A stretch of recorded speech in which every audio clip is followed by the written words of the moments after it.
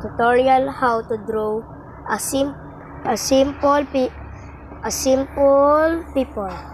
Simple animation. First, draw a circle. Draw a circle like that. Kahit hindi na pantay. Tapos, draw ka sa gitna ng pahaba. Tapos, baliktarin mo yan. Tapos, mag-drawing ka na ng ganito. Parang pa-cross lang. Tapos, magda-drawing ka dito sa magkabila. Tapos, dito rin. Dapat magkapantay yan.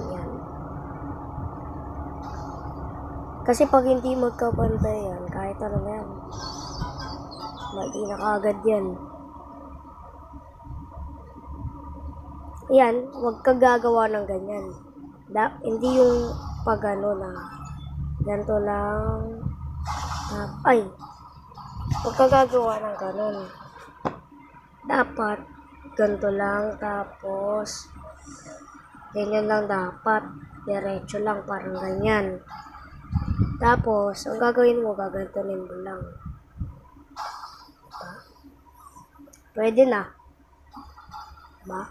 Ako, hindi ko masyadong ginagandahan para hindi malito. Kasi pag ginandahan ko, baka malito kayo. Tapos, buburahin mo na tong guhit na to. Yung guhit na yan. Tapos, merong guhit dyan. Buburahin mo na yan. Tapos, ito lang hindi mo buburahin. Yung guhit na yan. Yung guhit na pag ganon. Hindi mo buburahin yan. Ang gagawin mo dyan mo ilalagay yung mata. Buburahin mo lang yung makapal dyan. Tapos, dito, maglalagay ka ng guhit. Tapos, dito rin. Ikaw na bahala kung gaano kataas yung mata. Basta pantay lang sa gitna. Etong bilog naman to. Buburahin mo yan. Tapos, ito naman. Babakatan nyo na lang ng ballpen. Ganun. Yan. Huwag nyo masyadong kasi kita nyo. Yan. Huwag nyo masyadong gaganin Hindi yung paganyan. Hindi yung paganyan na mukha. Pa-slide. Dapat simple lang na paganto. Hindi yung okay? Yun. Update ko na lang kayo pag nabura ko na yung iba. Okay na guys, nabura ko na. Kaya nasisi yun naman, nabubura ko yung iba, pero wait lang. Naglalagay ako ng hanggang dito, hanggang dyan. Diyan yung mata. Pero huwag kayong masyadong pataas. Dapat. Okay lang naman hanggang dito.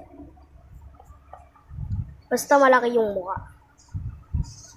Pero maliit lang yung mata. Kasi pag nilakihan nyo yan, papangit. Pangit yung draw nyo. Nasusunod ko na lang tuturo sa inyo yung kung paano mag-sketch. Dapat pantay yan. Magdodraw ka dito ng paganto. Tapos paganyan. Tapos yan. Tapos buburahin mo yan dito. Kahit anong ay na lang, basta yung maganda. Yan, nabura.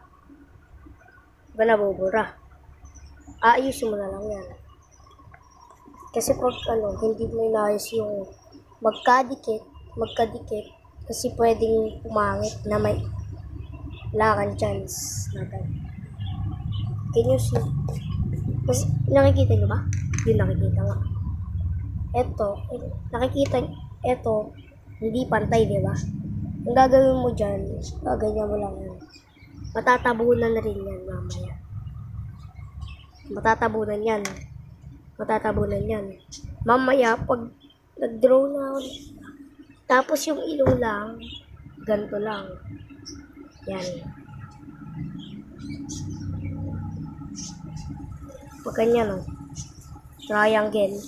Tapos, kahit anong ako kasi gusto ko, ganito lang. Papagandahin pa natin yan, guys.